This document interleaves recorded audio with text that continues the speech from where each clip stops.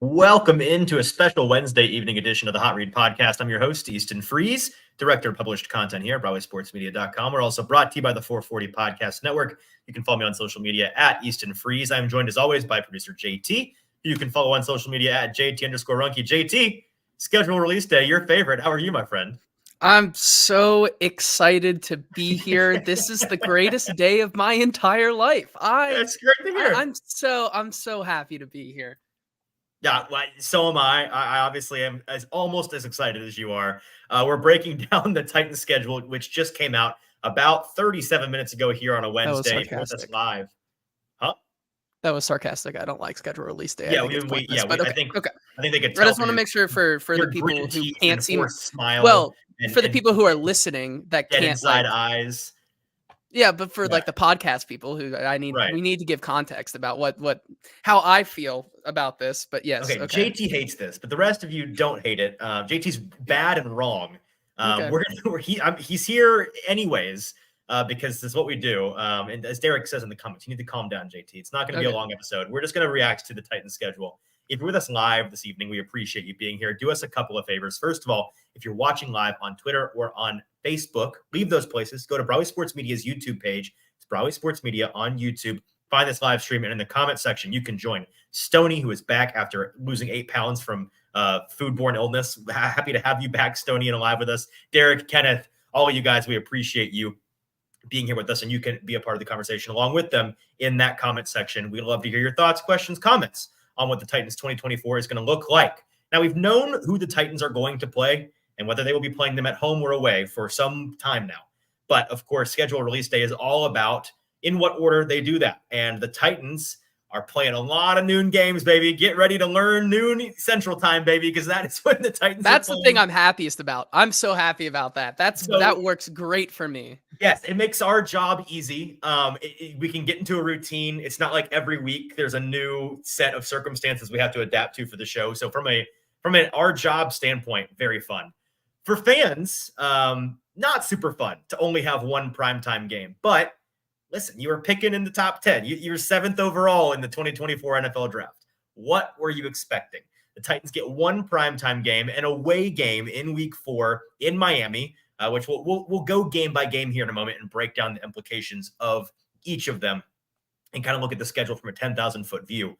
But beyond that, they're playing at noon every single week, except for in week 10 when they play the Los Angeles Chargers, which is a 3:05 p.m. game, Central Standard Time. Beyond the timing, JT, the number one thing that stands out to me, again, besides not having but one primetime game, is the placement of all of the divisional games. This is a dream, in my opinion, for the Titans. And we've got the schedule pulled up for you, a very fancy graphic that I put together here on the video version of the show. So if you're not watching now, turn your attention to the video portion of the show, and you'll see each of the Titans games. JT, a lot of AFC South there at the bottom. The Titans playing 5 of their 6 divisional games in the final 7 games of the year. So in other words, 5 of their last 7 games against divisional opponents, both of their Jaguars games, both of their Texans games, and the only division game that's outside of that end of the schedule is in week 6 when they host the Colts. That's exactly how you want it, in my opinion. I think it makes for, I was talking to my dad about this earlier, and by the way, I should probably explain where I'm at. I'm in a hotel room in Kentucky. I'm going to the PGA Championship tomorrow, so that's where I'm at. But you know what? We're here doing the show anyways because the grind does not stop. I was talking to my dad about how it stinks if you have a front-loaded schedule with all your divisional games, because if you get off to a slow start or you get some bad breaks and you tank your divisional record in the first 6, 7, 8, 9 weeks of the season, you're screwed. Like, you're going to have to pretty much win out. You can ruin your season, even if your record is not ruined. You can ruin your chances of winning the division early if you have to play all those games early. And the Titans don't have to get to any of them until really starting in week 12. Yeah, I think it's a big thing, especially looking at, I think you pulled this from last year and kept the London on there, but they're not playing in London this year. So that's a little bit of a typo. Whoops, I'll take that off later. No. But yes, they only do play one game against an AFC South opponent in the first basically half of the season, which, is nice when it's a little tough for them, I think, because, you would like to have some of those games, I think, earlier in the season, Why? just because when it gets down to it, playing your divisional opponents is a lot harder than anybody else because they know you a lot better once So you you get mean just later having in them the more season. spread out? Is that the argument? I think having majority of them in the back half is not advantageous, personally. Well, then we completely disagree. Why? I think that creates for the most drama. I think you It want creates all of the those drama drama. to last to the end of the season. I think even if you start again, they play one of those games in the first 1, 2, 3, 4, 5, 6, 7, 8, 9, 10, 11 games. So they're going to get through 11 games and have only played one divisional game. If they are Right. 5-6 in those games and in the middle of the pack in the AFC, they still have a very strong chance of winning the division because they've got all of their divisional games left. They can clean up and improve their record. Kind of a multiplier there because you're not only improving your record, but you're winning divisional games. Like I think staying in the divisional race as long as possible by not playing them until the end makes for a more entertaining season, top to bottom. It makes for a more entertaining season, but if you're talking about the Titans' chances outright, playing a divisional game objectively is harder than playing anybody else in the league, in my Sure, opinion. And sure. so when you look at that down the stretch, let's say they are 5-6. Of course, something is not really working if you're getting to that point. And now you have to go up against some of these teams who are going to be touted as some really good teams this season, paired with the fact that they are your divisional opponent. Everything is heightened in those games. I don't know how excited I would be, to maybe get through that gauntlet when in years past you could maybe get away with, grabbing 1 or 2 games on your divisional opponents earlier in the season and then have some of these other teams down the stretch that make it a little bit easier to continue a winning streak or stay hot. Because of course, as we know, in the NFL, down the stretch, you want to get hot at the right time. I think Right. playing a bunch of divisional games towards the end of the season makes it a little harder to stay hot and get on a winning streak towards the end of the season, especially in those last 3 games. I mean, you look at the Indianapolis Colts, Jacksonville Jaguars, Houston Texans. 2 of I those games love that. are I think that's away. awesome. I think that's awesome. It's nice for the entertainment. I'm not disagreeing with you for entertainment value. I'm saying from an objectively competitive standpoint, that's going to be really, really it's tough if the draining, is Titans what are you're looking to saying. go on It's a draining.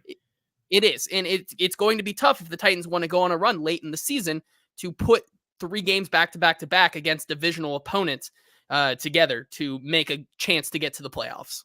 Okay, I was gonna flame you for that take, but you made a coherent argument. You made a cogent argument there. So I see what you're saying. I'm not sure I totally agree, but I think you've brought us to the point where you have to recognize there's a bit of a double-edged sword, and I see it as with so many put up or shut up nut cutting time games down the stretch here. That's the kind of thing that if it's a trial by fire, like it's forged in the fire of divisional games. If you come out of that alive and get to the postseason, I think you're a team that most of the league is going to be scared of. But I guess to your point, there's a world in which you go through those games, you survive, you punch your ticket to the playoffs, and by the time you're done with it, you're out of gas, you're out of steam. And so yeah, I'll have to noodle on that for a little bit because I think it could go either way, just depending on the attrition you're going through, the guys that you have that you're losing. I'll tell you this much from a rest standpoint, we can kind of transition to this. The Titans have a very, not only is their schedule consistent in terms of time of the game each week, but a very consistent schedule in terms of rest differential. They came out on the positive side much more often than the negative side. My buddy Mike Herndon, God bless him, because I did not want to have to sit and do this before the show. He went through and did the rest differential math on this. The Titans 5 times this year are going to have a rest advantage going into a game. Only once will they be at a rest disadvantage. And for those that aren't sure what we're talking about, that just means if you have more or less days off than your opponent, right? So it's an advantage if you've had more days off and disadvantage if you've had less. And so in week 2 against the Jets, they'll have an advantage because the Jets are coming off Monday Night Football. In week 6 against the Colts, they'll have an advantage because that's coming off Tennessee's bye. So the Titans will be coming off of a full extra week off. Week 7, they'll have an advantage over Buffalo, who will be coming off of Monday Night Football. Week 12, they'll have an advantage over Houston, who's coming off of Monday Night Football. And week 15, they'll have an advantage over Cincinnati, who's coming off of Monday Night Football. The only disadvantage will be in week 18, which kind of comes at an inopportune time because you could see a world in which this game is like the season. But in week 18 against Houston, the Titans will be coming off of the Texans will be coming off of a Saturday game. So they'll have 1 day of extra rest, which is, a little bit neither here nor there. I would say it certainly helps. The whole rest differential thing, I would say probably leans in your favor more often when you aren't playing in primetime yourself, when you're getting a full 7 days of rest between games each week. So I'm sure that part went into it. But JT, overall, not a ton to report on the rest differential front of things. There's only once in the season they're going to have more than an extra day or one less day than their opponent. And that's going to be in week 6, their first divisional game against Indianapolis, when they're going to be coming off of their bye. Yeah, I think there you can also look at it. There's no teams, I believe, that are coming off of extra rest because of playing a Thursday night game as well. So no Thursday night game for the Titans, which means no short weeks, but also no teams will be coming off that extra rest from playing a mini bye, right, a Thursday night game previously. So I think it really shakes out in the favor of the Titans. I think it also, there's a great point that was, I forget who brought it up on Twitter right before this, but I saw it makes for Brian Callahan's first season, it gives them a nice schedule. You're not, unlike last year where there's a Thursday night game and you're going to London and you have all these other different factors. Right. Every single week, you feel like, for the most part, is a really nice routine that this team can really get into some nice synergy and keep things kind of the same and get the routine down and find what works for them. And I think that's a huge part of a young, new team trying to put everything together when you have this schedule where, the only game is the Monday Night Football game in week 4. After that, it is just, even the bye week after Monday Night Football. So it's, it's a shortened bye, but, by 1 day, but a bye nonetheless. You're playing these games every single week, with the same kind of rest, which gives your body, I think, the upper hand. I agree that in that vein, it is an advantage for a new coach and Brian Callahan. Let me tell you what's not great for the coach or for the team. JT, we've mentioned that the 2 biggest things that jump out, the timing of the games and the divisional opponents being weighted towards the back half. The third thing that stands out to me, and the kind of the elephant in the room here, a week 5 bye should be illegal. That sucks. Last year I think they were week 7 bye, right? Because they played week 6 in London, and they had that. Correct.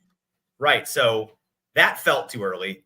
This feels unbelievably early. They're going to have a bye the first week of October, and then play 13 straight games, and then into the playoffs if they make the playoffs. Yeah, that is just there's no sugarcoating it. It's brutal. It is, and I'll have to. I wonder which teams had the early buys last year and see how it kind of fared. That's something that might be interesting to go and look at. Those teams that have the super early buy, it is really unfortunate, right? You especially like the dream scenario would probably be like right where that November 17th game is, to have a buy around there where you can rest up right somewhere before, in the middle, back middle, where you can rest up before the gauntlet of playing. What is it? 5 divisional games and a game against an opponent who will probably be in the playoff picture as well. You would like to have that, but still, it may prove fruitful for the Titans though, because if we look at their first 4 games, it's not an easy start to the season. Well, can I make it the first 8 weeks? Because their first 7 games, I see 2 games in which they might be favored. And that's week 1 against Chicago. And that might be more of a coin flip because it's in Chicago. And I don't know what Vegas is going to think of Cale Williams. And then it's week 6 against Indy. And again, by then, who knows what Vegas thinks of. It's at home, but if Vegas is high on AR by week 6, they're not going to be favored against the Jets. They're not going to be favored against the Packers. They're not going to be favored on the road against the Dolphins, or on the road against the Bills, or on the road against the Lions. We talked at the beginning of the show about how brutal the divisional schedule is down the back half. The non-divisional schedule, they were a 4th place team in their division last year, which in theory is supposed to give you an easier schedule.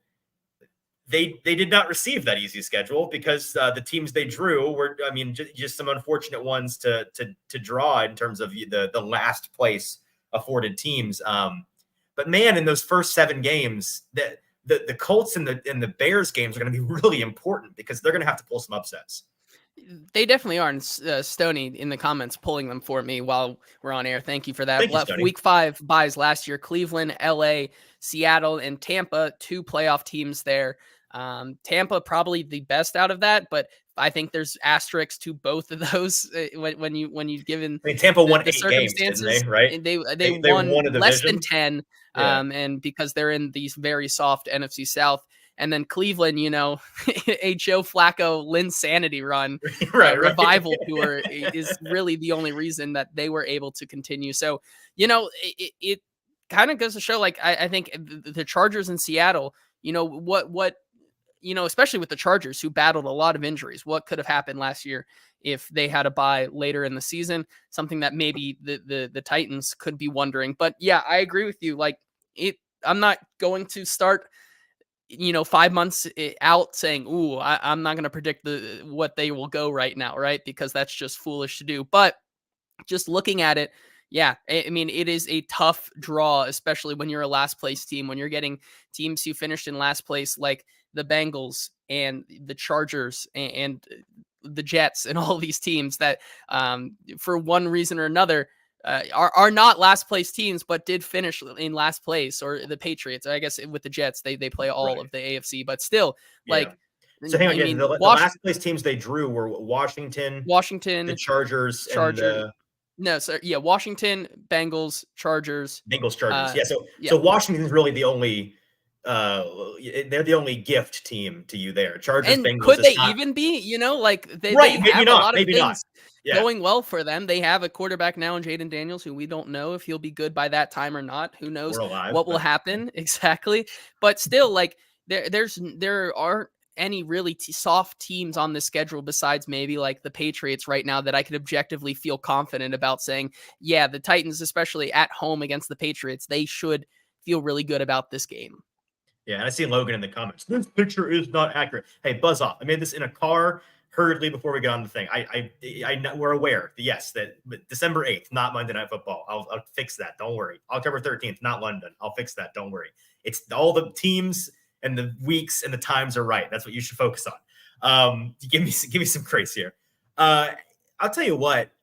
I like the middle of the season. And I like the fact that you mentioned how difficult the stacking of divisional games is at the back half of the season. 5 of their last 7 being divisional games. The fact that they had a lot of non-divisional opponents that could have been in there to make that run even more difficult. I think drawing Washington and Cincinnati is Cincinnati no slouch. Don't get me wrong, but like that could have easily been Buffalo, Detroit. That could have easily been a surging Green Bay and a surging Miami Dolphins. It could have been an ungodly stretch. And I don't know, man. I think that every year we come on this show in particular and talk about like, well, this is the part of the season that really is going to define their season. They got to win. You got to go 2-2 in this stretch, or you got to try to get to 500 in these 8 games or whatever it is. You get a break in the middle. It feels like a pretty balanced schedule to me. Besides the fact that the bye is in week 5. No road trips or homestands of more than 2 games at a time. So it's 1-1s, 2s-1s. That I think is good. It is the kind of schedule that, like you alluded to earlier, there's a lot of consistency. There's a lot of balance to it. Besides the bye being in week 5, there's going to be a pretty steady rhythm throughout the year in terms of routine, I think, for the team and for fans and for media. Yeah, I think, they also got maybe some gifts in this schedule when you even talk about, it could have been a Miami, it could have been a Buffalo, where they got some of those teams who are super weather dependent. I think really helps them out here. One of those being Miami, being in that September month, but being at night, it puts the temperature aspect of that kind of null and void. Have you heard that the person that designed the Dolphin Stadium did so for the sunlight to hit the thing? Shut up. Buffalo being on October 20th, in Buffalo before it gets really, really cold, I think is a nice thing. And then, even when you're looking at the back half of what's your coldest weather game? December 1st in Washington, It probably is. I mean, or at home on January 4th or 5th. yeah, Like that. but I mean, like when you're playing those AFC South teams like the Texans and Colts at the end of the season, they're in domes, Like, could Exactly. Jacksonville be cold December 29th? I don't know. No. Probably not. No. Like I Cold for think that they Jacksonville, like 45 degrees, maybe. yeah, I think they really lucked out on temperature wise. And then when you start to talk about, thinking of fun, sexy matchups in this, there aren't really a lot that like scream to me. I think we've talked about already, or we talked about on Twitter before this. Oh, I disagree. Week I one, think there's some sexy Chicago matchups in here. I Can think we go Chicago game by getting game here and just talk about some narratives in each one? And I'll sure. let you go. I On mean, Chicago, I 'cause would it's if you obvious have that Chicago narratives, with I would. Yeah, I mean, Yeah, Chicago, so you have Caleb Williams, his first ever game as an NFL starter. And then you also have Kevin Byard, revenge game, his first game as a Chicago Bear against the Nate Tennessee Davis Titans. revenge game, Nate, Kari I guess. Blossom game revenge Oh my, game, like if that's what we're doing here, I'll let you have this, man. But like, Kari Blossom revenge game. Anybody? No. yeah, Okay. Titans legend. Okay, yeah. Yeah. Yeah. I mean, that's what it is, right? And it's going to be that's sure to be the most watched Titans opener since Marcus Mariota's opener in 2015. Like, you know what I mean? Like the Titans might get a better no one's than going to be like watching for the Titans, to be super clear. no, They're no, not no, watching no, for that, Tennessee. yes. They're watching for Caleb Williams. Like CBS is gonna like roll out either team 1 or team 2, not team or 3 Yes. or 3 or 4, like in Right. years past in the noon schedule for that game. So yeah, like there will be eyes on for better or for worse. I mean, like, on against the Chicago Bears, people will be watching and seeing the Titans in this new look team because there's a guy on the other team who is really, really exciting. So Well, the vibe it gives me. You weren't covering the Titans at the time, but it's either 3 or 4 years ago they opened against Cleveland. Maybe it was more than that. But it was the year that you'll remember the offseason when it was Baker Mayfield still there. They got OBJ. They had Jarvis Landry before he couldn't run anymore. And the narrative was like the Browns have arrived finally from the depths of hell. This team that we think they're going to the playoffs. Predictions about them winning the AFC North, everything. And then you get to their first game. And they draw the Titans first. Delicious. You know what it was? It was 20. It was AJ Brown's rookie year. So I guess that would be because the Titans just absolutely slaughtered them in that first game, correct? Well, yeah, I think they won like 43-20 or something. Yeah, they played massive spoiler. That's what this is going to be, right? This is going to be, as we get closer and people start talking about the actual games, week 1, Chicago, Tennessee. It's not going to be that strong because it's still like it's a rookie QB, but I would bet right now that at home, Chicago is favored by, I don't know, a field goal, maybe 2.5, 3. They'll be talked about as the the talk will be all on the Chicago side. And if the Titans want to come out and make a statement and get folks to pay attention to hey, this Brian Callahan cat he can cook on the side. Hey, Will Levis, year 2, big year for him. He threw 3 touchdowns week 1. Did you see that? That's their opportunity right then and there. On the flip side, it's also their opportunity to prove everybody, or like confirmation bias. Everybody be like, yep, the rookie quarterback whooped up on you in week 1. It's going to be a long, tough season for the Titans. I could see us coming on this show Monday, September 9th, and having to field a lot of panic and chaos. And I'm not looking forward to that. Overreaction Monday, baby. Book it on my calendar. I can't wait. So as you know, I love chaos. So as Stoney points out, week 2, a little Keith Carter, Todd Downing revenge game as they host the New York Jets on September 15th. Here's an interesting thing for a lot of Titans fans. And there's another thing I was talking to my dad about on the ride here. When have Titans fans seen Aaron Rodgers play? The last 2 times the Titans played the Packers, when Aaron Rodgers was in Green Bay, maybe JT, while I'm talking, you can look this up. Times the Titans played the Packers at home. They were in Green Bay the last 2 Packers Rodgers games they played. So I think Titans fans have gone a long time without seeing Aaron Rodgers. I've never seen Aaron Rodgers play in person personally. So that's going to be opportunity there. And JT assuming that Aaron Rodgers' other Achilles doesn't do the funniest thing of all time on Monday Night Football once again. Well, did you see the guy that sacked? I forget the player's name. Whoever sacked him week 1 last year and tore his Achilles is now he's on the Niners. He's going to be playing in that first game against the Packers as well. Oh no, I did not. Yeah, he's going to be in the game again in week 1. Wow. Okay. But anyways, maybe things, it may, history is always looking to repeat itself. But the last time that the Green Bay Packers played at Nissan Stadium was November 13th, 2016, when the Tennessee Okay. Titans beat the Green Bay Packers 47-25. So that's why, and I have no recollection of that game. That's kind of crazy. Okay, interesting. That's a Mariota year. Yeah, Kyle saying Mariota led Mariota 19 of 20, 19 of 26 for 295 yards, 4 touchdowns, 1 sack. So why is this a black hole in my memory? I don't have any recollection of that game. Okay. Anyways, I'll have to go back and refresh myself on that one. Okay, so it's been a while is the point there. It's been 8 years since the Titans fans in Nashville have seen Rodgers.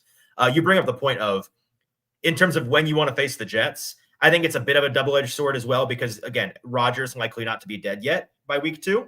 You never know. Last year, things can happen. But you're likely to see a healthy Aaron Rodgers in week 2 as opposed to playing him in week 16. You don't quite know what you'd get there.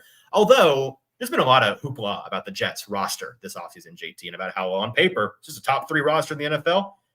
Don't count the Jets out with a healthy Rodgers. They've made some important additions. They've shored up the offensive line. They've added some weapons. It's a lot of asterisks. It's a lot of these guys are really old. They're really injury prone. And then there's the element of a lot of this team, they got to figure out how to play together. They got to gel as a team. And so that's something that you can't know quite what that's going to look like in week 2, but that's kind of the narrative there. If I'm not mistaken, the last time the Titans played the Jets period was 2 years ago. It was an overtime game and the Jets won it was almost a tie game early in the season. The Jets won on a last minute field goal. And it was one of, if not the low point of the season. You can probably look that up. Stoney's saying that ESPN bet has the Bears at -4.5 right now. So yeah, exactly. The Titans. Can I lock in Titans plus 4.5 for the best? You may not. No, you may not lock that in 3 months early because I would also like to lock that in 3 months early, but we're not going to do that. I guess you do have first pick this year. I do. So actually, I might lock it in. We'll see. Yeah. Let's go ahead and go to week 3 here. Unless do you see the last time the Titans played the Jets? Was it 2 years ago? I was looking it up right now, but I was going to say the sicko in me, the narrative for that game for me personally is going to be who looks better week 2, Olufashinu or JC Latham for me. But that's just me being a sicko. No, that's the draft sickos narrative. Yeah. And you are right. All those weapons, those quarterbacks, and you're focused on the linemen. That's nasty. The last time the Titans played the Jets, it was at the Jets in October 3rd of 2021, where the Titans lost to the Jets 27-24. Yeah, that overtime heartbreaker. Okay. Week 3, the Packers. I don't quite know what to make about the stats. Yeah, I forgot that Andre Dillard was a Packer. Andre Dillard revenge game in week 3. We know how the Packers finished last season, right? 7-3 down the stretch, looked really good in the playoffs, had one really fantastic playoff game and then a respectable loss. I don't know if they're going to come in that hot. Like, is Jordan Love going to play at that peak immediately? If he is, this is a problem. But I don't quite know what to make of this team. I'd imagine just by default, they're going to be a significant underdog even at home. But I want to see week 1 and week 2 Green Bay before I really start to formulate how big of a challenge this one's going to be. Yeah, I mean, like you said, it's 3 months out. I mean, it's hard for me to say until I see them play. As soon as I see them play Chicago and the Jets, then I'll be able to make that. But Andre Dillard, will he be playing? Will he not? Jordan Morgan. Let's see Devondre Sweat on Jordan Morgan. I'm excited for that. Sure. I guess I don't know, but a team that is not hard to come up with a narrative for is week 4 against the Dolphins, the Titans' only primetime game. And it's an opportunity for the Dolphins to exercise their demons after last year. I think it was also a Monday night game, right? It was a Monday night game, and it was also a doubleheader game. Yeah, in Miami. This is a Freaky Friday situation. Of course, the Titans can't just have a standalone primetime game. Their one primetime game has to be a doubleheader.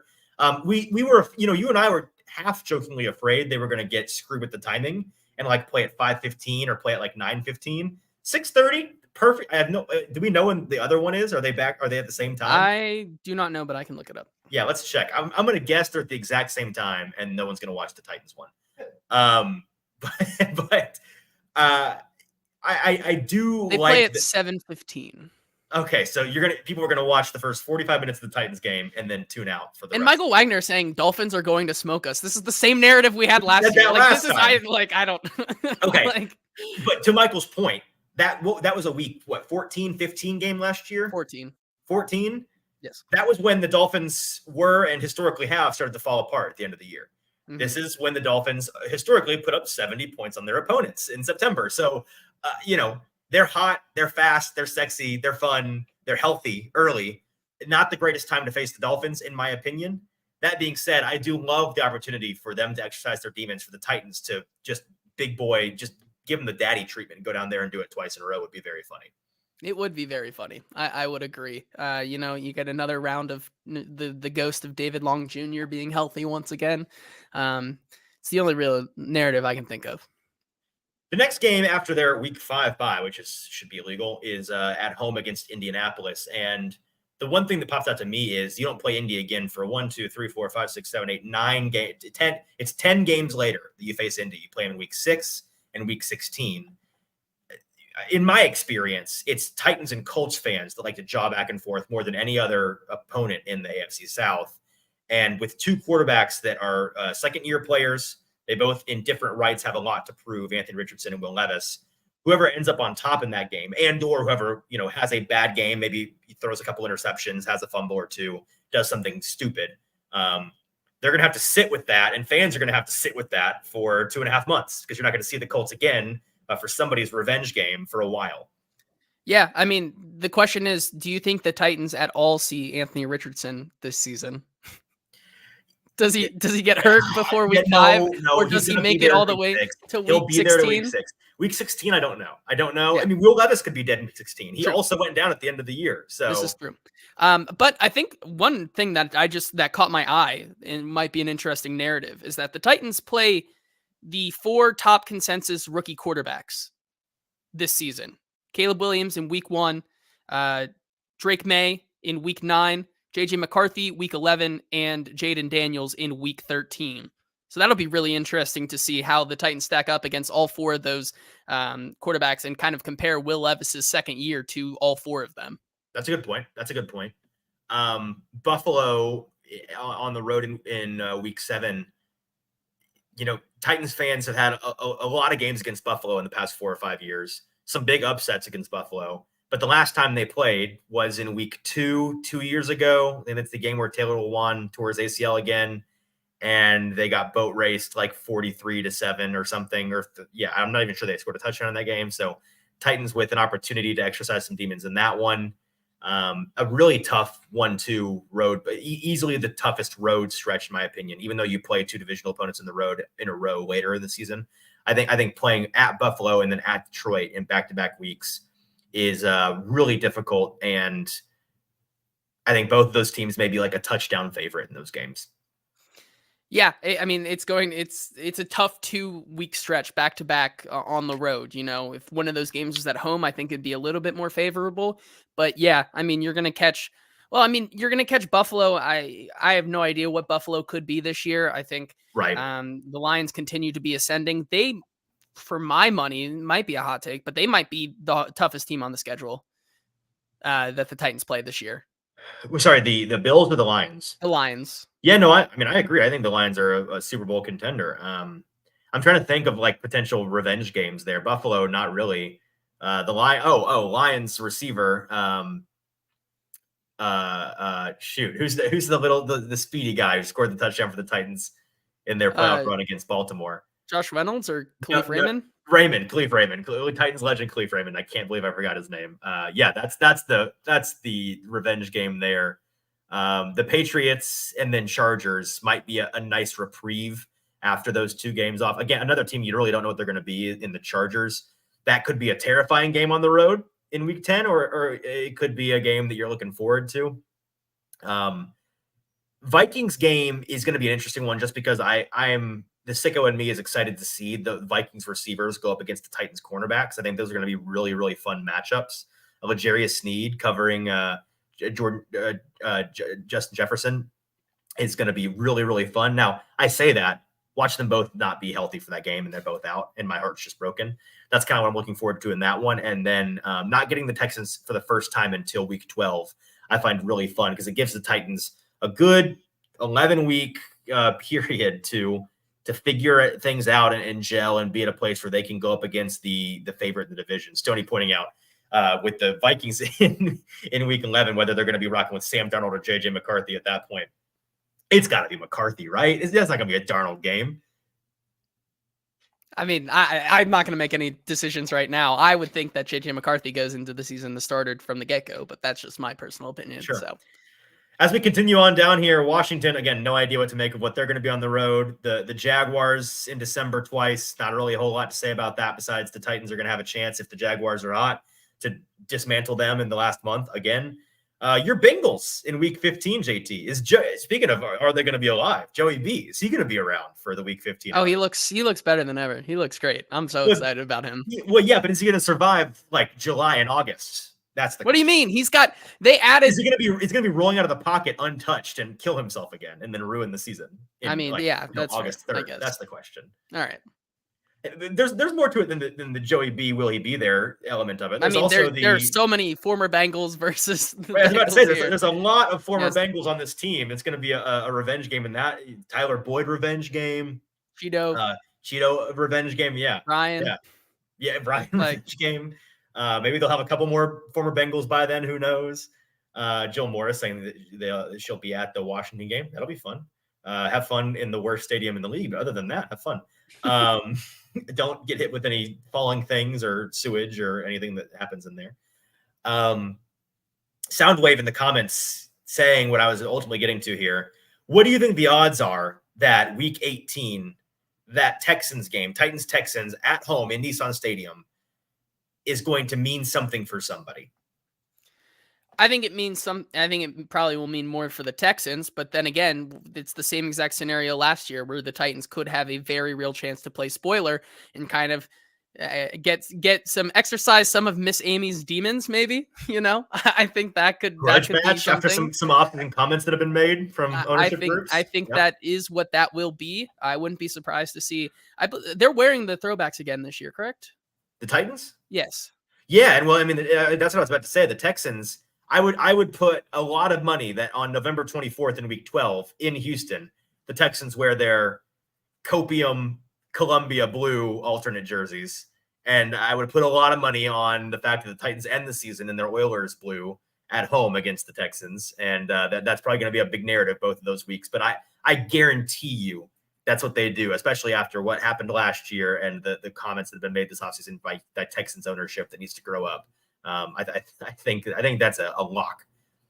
I think so for sure, and they definitely there will be some petty battles of wearing different uniforms. Those two games on the game right before Thanksgiving, and then and then the last game of the season as well. All right, so that's the 2024 Titans schedule. JT, do we want to finish by just watching the Titans schedule release video for folks that have been living under a rock? Yeah. We have it here. We're just going to watch it and react.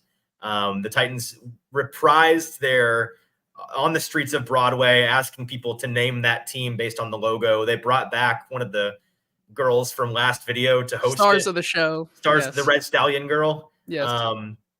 So without further ado, here's the Titans schedule release video. Guys, Red Stallion girl. I'm here back on Broadway.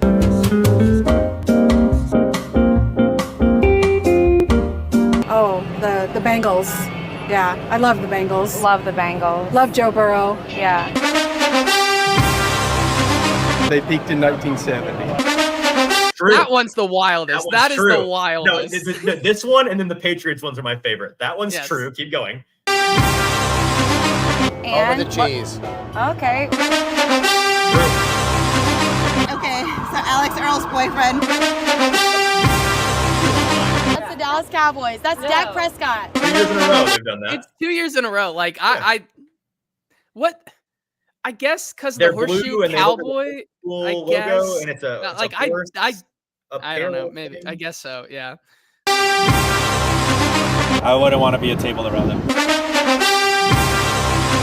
Like he will go on fourth every time. He just don't care. Like he's like me if I play the NFL on my phone. I love that one. I didn't realize football is a great take. Yeah, it's so good because you know what? He's so right. Like over under 2.5 go for it on fourth down in their own territory. Over. I know that they used to kick the Super Bowl's ass for a consecutive, maybe 3 to 4 years straight with Tom Brady. And then what happened? That was my favorite. What happened? 3 to 4 years. Brother tried 12. Well, yeah, brother, multiply by 4, my friend. You're not close. But no, that's my favorite one because truly, what happened? Yeah. My favorite actor is a fan of theirs. They got rid of She's talking about. Who do you think she's talking about? Who's a notable fan? She's talking about the lady that was a paid actor to be a Chargers fan last year. Remember that? I hope not. That Asian lady with the bob cut. Yes. It was like she has to be a paid actor. There's no way. Yeah. That's my guess because I don't know who is. I know that there aren't just regular fans of the Chargers. I didn't know there were also famous people that are fans of the Chargers. But anyways, keep going. Cousins and they shouldn't have. They have David Carr is what I know about them. They got rid of Kirk Cousins and they shouldn't have. Great. Fantastic comedic timing. Great take. Great callback. I don't know that one either. Yeah. If you could describe their team in 3 words, what would it be? Going downhill. That's wild. It's a good take. No, that's take by that wild. Guy. Eli Manning, for sure. That's pretty much it. I don't know who those guys are. So close, and yet so far. Should have just stuck with Manning. Yeah. I don't know who they are either. I'm terrible at this. I'm so bad. They have fans? I love Ownership saw that one and said, give us that one. Best team in the AFC South. We're from Tennessee, me and him, so hey, go Titans. They've been really good lately. I like your quarterback. Their fan base is awesome. Good fan base. If you were here for the draft, this place was like Times Square on New Year's Eve. That's my guy. That's my guy right there. He sounds like he's from your neck of the woods. It sounds like you're kind of folk right there. Good video, good content, good template for a video. I think they should just do it every year until it gets dull. It's not dull yet. I still like it. I'm all right with it. I think it's not as good as it was the first time. It's not as good as the first one. I think if they did it again next year, I don't know what they would do. They need to. It sounds like they didn't stick out. They need to find. You need to do a large sample size. Yes, dumber people. Maybe go at night. Later. Exactly. Later. Yeah, later. Go later in the day. That looked like it was like a noon interview on the street. Far too early. Yeah. Okay, well, that's the Titans schedule, and that's going to be it for us today. We appreciate you guys jumping on here with us on a Wednesday evening. We'll be back. I think we'll be back Sunday. TBD on that. If not, we'll be back on Tuesday. Regular. Check out. Starting. Yeah, OTAs are starting regularly scheduled days. So as Kenneth, still nobody knows who the Jaguars are. There's no reason to know who they are. The people in London know who they are. That's about it. Stoney's saying we need to find that guy and pound some drinks with him. Yeah, JT, you and that guy you guys would be drinking buddies. I can tell. Yeah, I think you get along quite nicely. All right, well, we'll see you next week, and I'm going to go enjoy some golf tomorrow and be offline. So thanks for tuning in, guys. For producer JT, I'm your host, Easton Freeze. This has been the Hot Read Podcast. We'll talk to you later.